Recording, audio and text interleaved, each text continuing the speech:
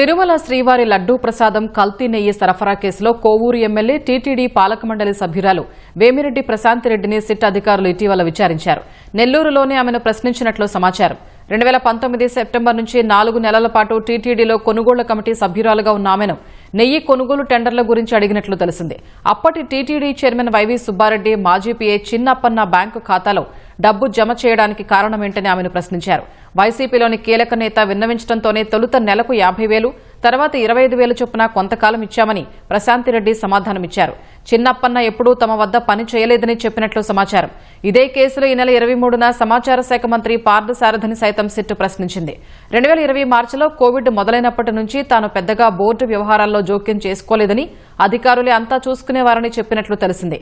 TTD ఈవోగా పనిచేసిన శ్యామలరావును సాక్షిగా పేర్కొన్న సిట్ కల్తీ నెయ్యి గురించి అనుమానం ఎప్పుడు ఎలా వచ్చిందని కొన్ని రోజుల క్రితం సిట్ అధికారులు అడిగినట్లు తెలిసింది.